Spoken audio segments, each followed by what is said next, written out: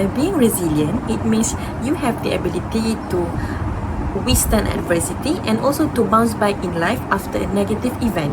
It does not mean one does not suffer from stress, emotional upheaval, and suffering. But rather, it means that some difficulties are healthy for growth. Some researchers mentioned that the words or the lyric in the song of Katy Perry that sings like, "What doesn't kill so makes you stronger," it is mentioned that some difficulties are necessary in life.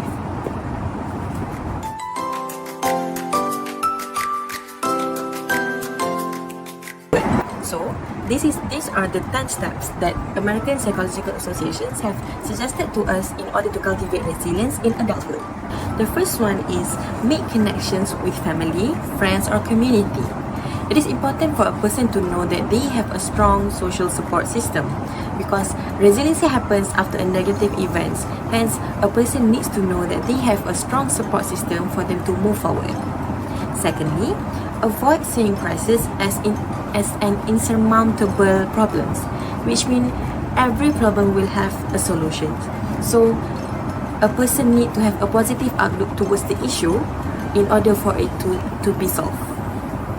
Thirdly, accept that change is part of living. Everyone need to change and change cannot be avoided. So, in order for a person to feel like less burdened by the change that they need to face, they need to accept first, they need to reconstruct their cognitive that change is always a part of life. So once they have a positive outlook about the change that they need to face, it will be easy for them to do the change. Number 4, slowly move towards the goal. It is important for a person to take their time and move towards their goal. It doesn't have to be fast, but they need to move. Number 5, take decisive action and use task-focusing coping, which means if the issue is feeling in a subject, they need to focus on the topic that they are weak at. So they focus on the problem and the problem can be solved slowly in their own pace. Number 6, look for opportunity for self-discovery. It is quite common that we don't really know ourselves until the issue arises. So once the issue arises, we need to take quite a good look on ourselves and see, oh, I'm actually able to do this change. I'm actually able to get a better result. Number 7, nurture a positive view of yourself. Although you're facing something that is not happy, something that is sad, a negative event, it is important for us to nurture this positive outlook towards ourselves so that we have the courage and the positive perspective to move forward. And it is important for us to believe in ourselves that we are able, we are capable, we are strong enough to face the issue. Number 8, keep event in perspective, which means always think of the negative event as a way for us to gain wisdom. There is a hikmah behind everything that happened. Number 9, maintain a hopeful outlook. Although we have failed the test earlier, but we must maintain to have a hope that I hope in the next test I will be able to get a better result. Maintain that hopeful outlook. And lastly is for us to take care of ourselves. Attend our feelings and needs. Although there are times, although we need to work on our goals, we also need to give our time to grieve and feel sad about whatever that happens. Only by attending to our needs, we are able to move forward. So accept our feelings, accept our sadness, but only then we can move forward. Those are the 10 steps that American Psychological Association have suggested for adults to cultivate resilience.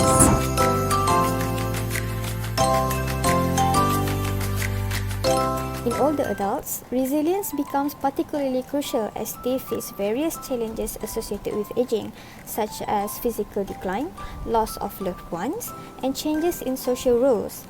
Resilience can help older adults maintain a positive sense of self, adapt to life changes, and navigate the aging process with greater psychological well-being. So, I will explain the profound effects of resilience on the lives of adults and older adults according to a study by McLeod and others 2016 by highlighting its significance in promoting overall well-being and thriving in later life. So, first, resilience plays a crucial role in promoting a higher quality of life among older adults with the ability to navigate life transition, such as retirement, changes in living arrangement, and caregiving roles. Resilient individuals are more likely to adapt to these changes, find new sources of meaning and fulfillment, and maintain a positive outlook. So, this adaptability enables them to navigate transitions more smoothly, contributing to a higher quality of life. Next, resilience acts as a protective factor against mental health issues commonly experienced by older adults, such as depression and anxiety. Resilient individuals possess effective coping strategies, a positive mindset, and a strong social support network, all of which contribute to a better mental health outcome. Third, resilient individuals often have a sense of meaning and purpose in their lives. They identify values, set goals, and engage in activities that provide a sense of fulfillment and satisfaction. So, by having a sense of purpose, contribute to a greater sense of well-being and successful aging by providing a sense of direction and motivation. Lastly, resilient individuals possess effective stress management skills which allow them to cope with life's challenges in a healthy and adaptive way. Chronic stress has been linked to various health problems including cardiovascular disease and weakened immune function. So, by managing stress effectively, resilient older adults may reduce the risk of developing stress-related illness and improve their overall health, thereby increasing longevity. So, it is important to note that personality changes influenced by resilience are typically gradual and occur within the context of an individual's baseline personality. Additionally, individual differences and the interaction of other factors such as life experiences and environmental influences can also shape personality changes.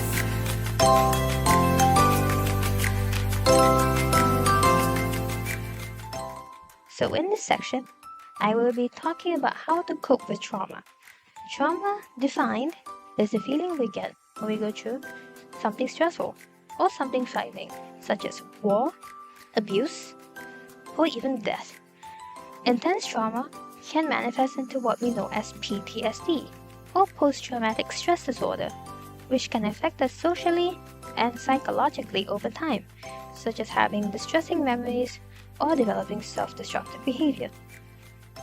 After going through trauma, it will take time for you to recover, so give yourself time to accept and learn, perhaps grieve about any losses that were personal to you, such as a loss of a family member. You do not have to push yourself to feel better straight away. And after going through trauma, most people have the tendency to avoid talking about what had happened to them. However, research shows that talking about your trauma can help you become more resilient. This can include asking for support from close friends and family members psychologically, whether it be talking to them, sharing your experiences, or even physically by asking them for help with chores. You can even ask your employer for some time off for you to recover. You can also talk to people who have gone through something similar to you, but bear in mind that you should not compare your own experiences with other people's, because everyone copes at different rates and everyone learns in different ways, so recover at your own pace. To add, avoid spending too much time alone, since it has been shown that surrounding yourself with other people lessens the likelihood of developing poor mental health.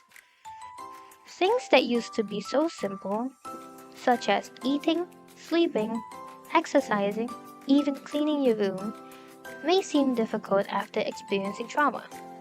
But try your best to stick to your normal routine, the one that you had before the traumatic event, like keeping up an eating schedule or a sleeping schedule, and keep tabs on the progression of your mental health.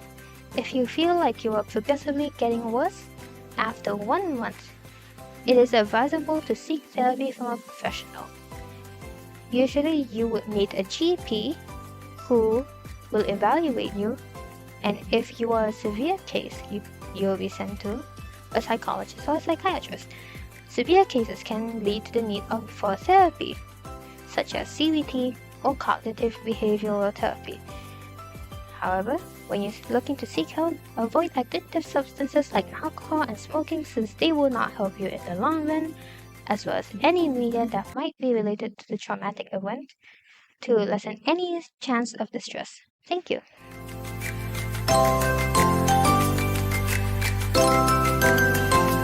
So the theory I've selected for my part is the Big Five personality theory. Now, what is resilience and what is personality? My friends may have explained in the previous parts before.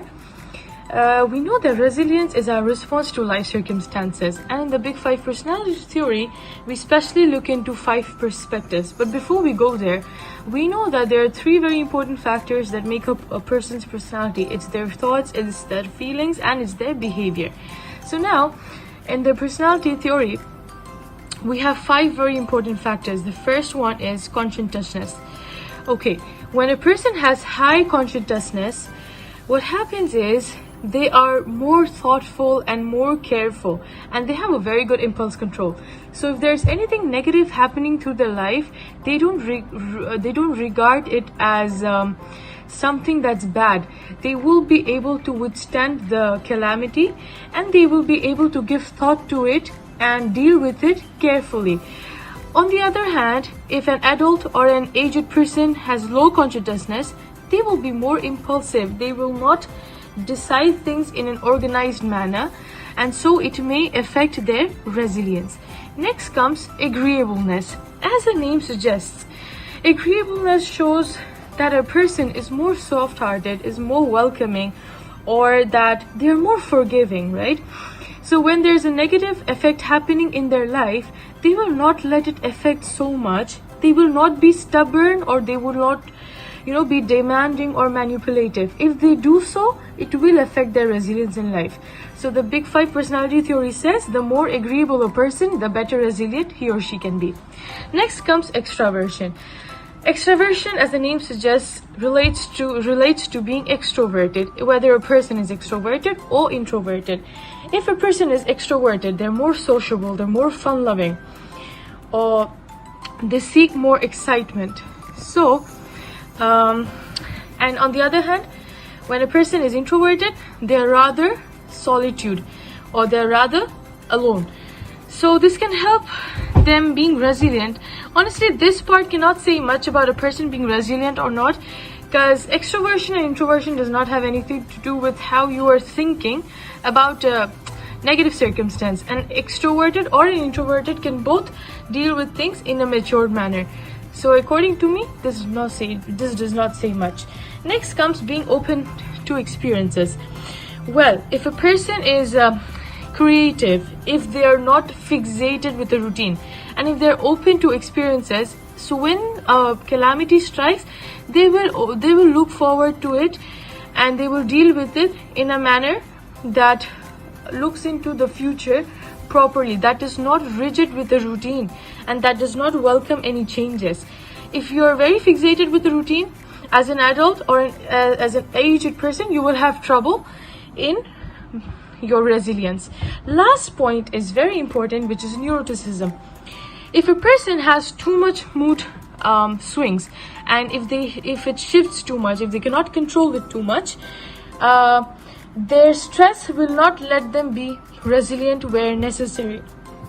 And if your neuroticism is low, it's a good thing. It shows that you're more stable and secure, and it shows that when anything strikes, you will be able to deal with it patiently. You will not be vulnerable towards it, or you will not be easily depressed. So it's very important to take into account all these 5 factors.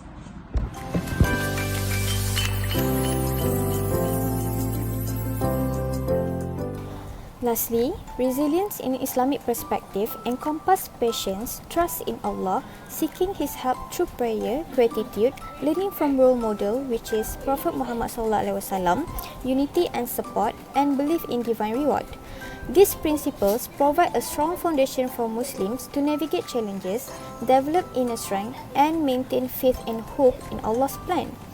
In Quran, Surah Al-Baqarah verse 153, Allah mentioned, "Seek help in patience and in prayer. Indeed, Allah is with the patient."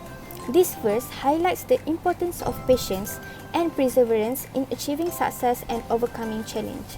And the Prophet Muhammad SAW is an excellent example of resilience in Islam.